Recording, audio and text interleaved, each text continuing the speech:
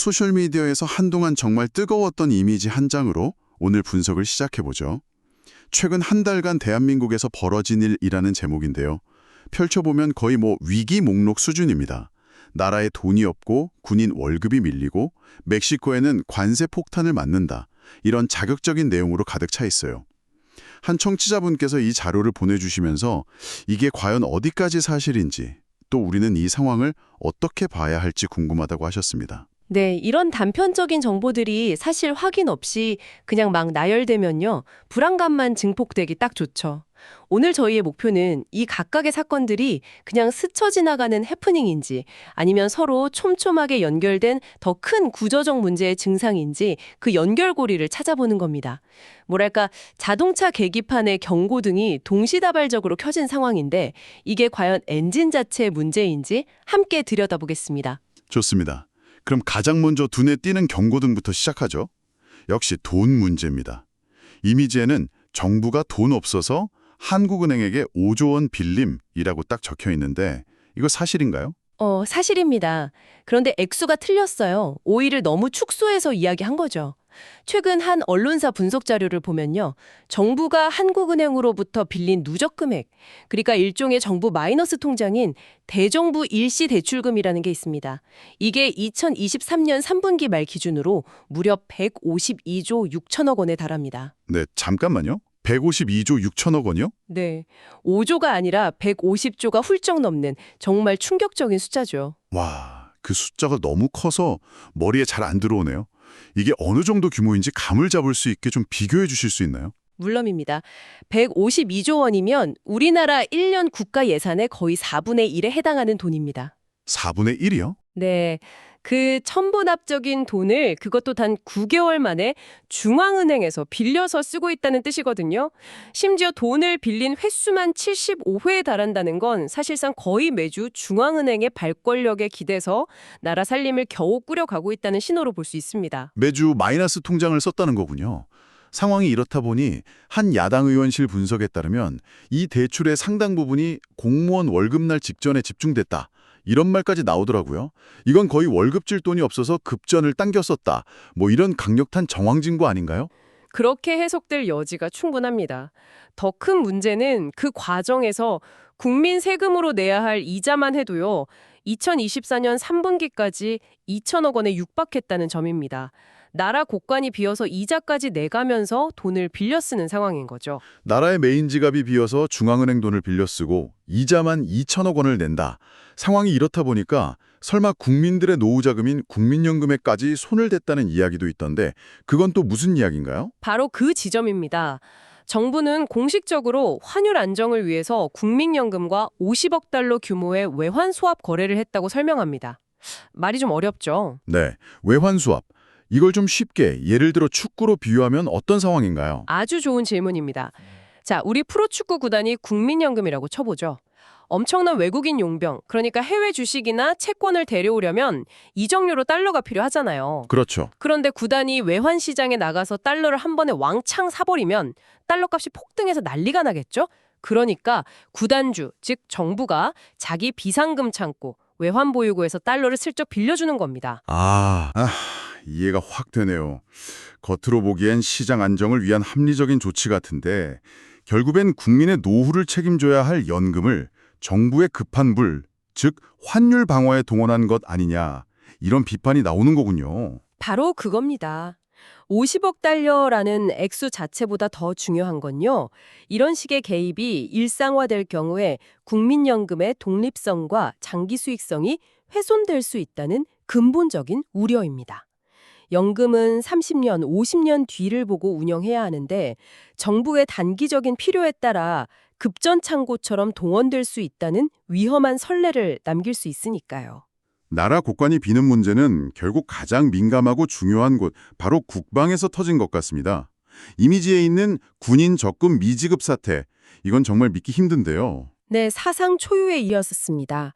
일부 언론 보도에 따르면 2025년 연말에 국고자금이 부족해지면서 국방비 집행이 일시 중단됐습니다.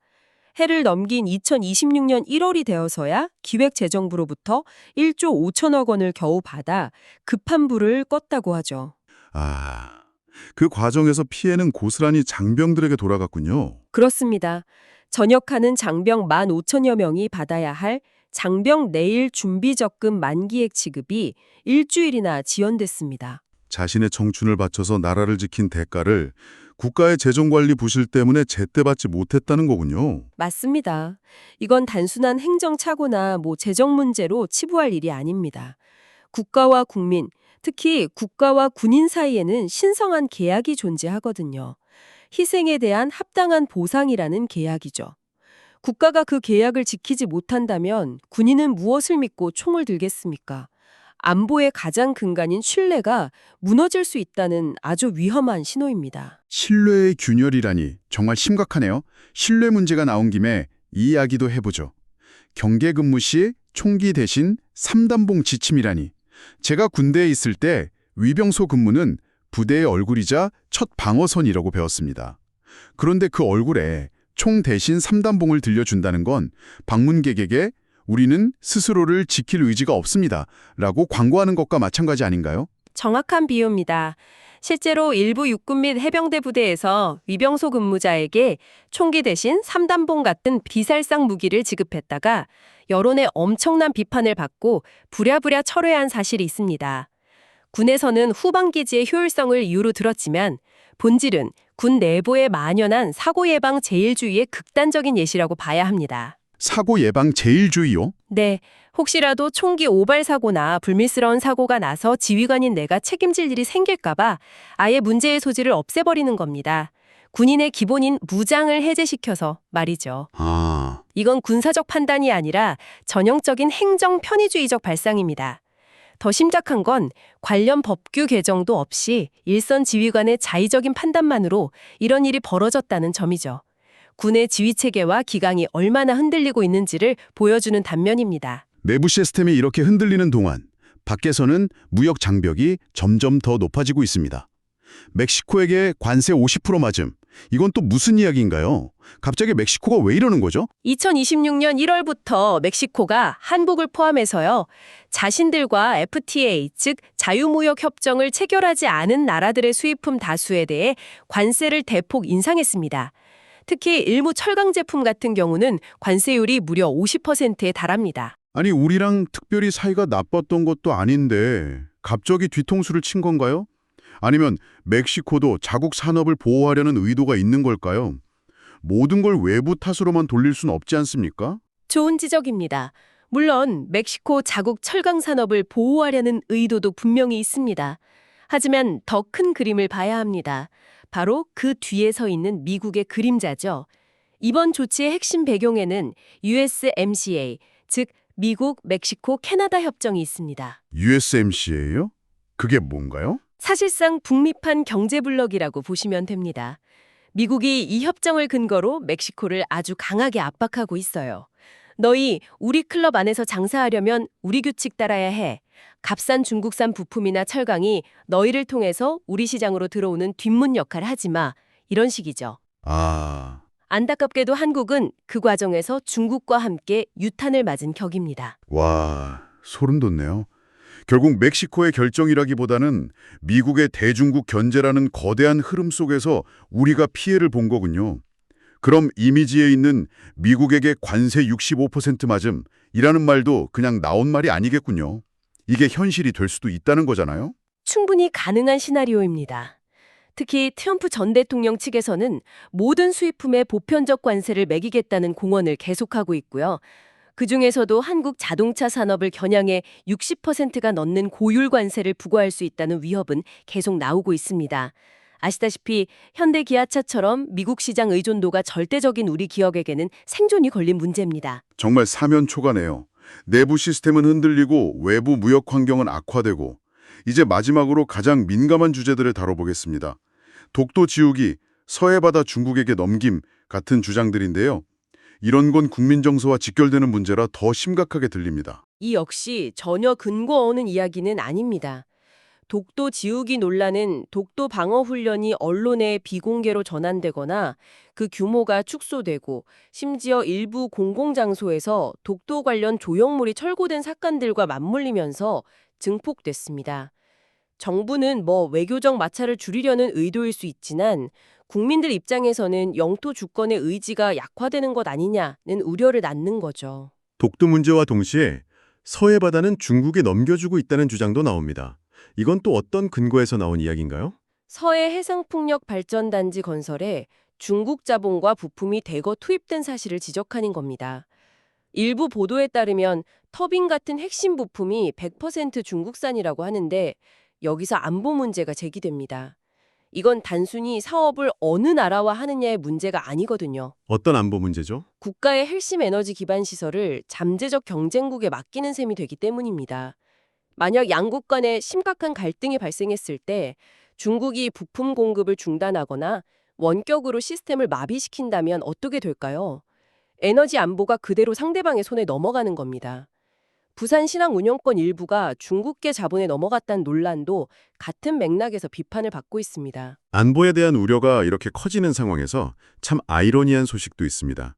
북한 노동신문을 한국에서 볼 수 있게 만들었다는 내용인데요. 보통 보수 정권에서는 대북 문제에 강경한데 오히려 정부의 빗장을 연다는 게 좀 의아하게 들립니다. 우리 국민에게 제대로 알려서 우리 체제의 우월성에 대한 자신감을 보여주겠다는 것이겠죠. 하지만 타이밍이 절묘합니다. 저희가 지금까지 이야기한 것처럼 국방, 재정, 에너지 안보 등 국가 시스템 전반의 균열이 보이는 바로 이 시점에 북한의 선전선동 매체를 아무런 여과 없이 받아들였을 때 생길 사회적 혼란에 대한 대비책이 과연 충분한가? 이런 질문을 던질 수밖에 없는 상황입니다. 오늘 저희가 하나씩 파헤쳐본 이 사건들은 결국 하나의 키워드로 모이는 것 같습니다. 바로 시스템의 붕괴 혹은 시스템의 과부하입니다. 나라 살림을 책임지는 재정 시스템, 국가를 지키는 국방 시스템, 우리 경제를 이끌어온 통상 시스템, 그리고 우리가 굳건히 믿어온 주권과 가치 시스템까지 모든 곳에서 경고등이 동시에 깜빡이고 있다는 느낌을 지울 수가 없네요. 맞습니다. 이 문제들은 각각 따로 떨어진 별개의 사건이 아니라 위기관리 능력의 부재라는 하나의 뿌리에서 나온 서로 연결된 복합 위기로 봐야 합니다. 하나의 경고등이 켜졌을 때 즉시 수리하지 않고 방치하자 연쇄적으로 다른 시스템까지 고장나기 시작한 거죠. 오늘 분석을 마무리하며 청취자분께 이런 질문을 드리고 싶습니다. 정부가 150조 원이 넘는 마이너스 통장으로 겨우 하루하루를 버티는 동안 혹시 우리의 미래도 함께 그 담보로 잡히고 있는 것은 아닐까요?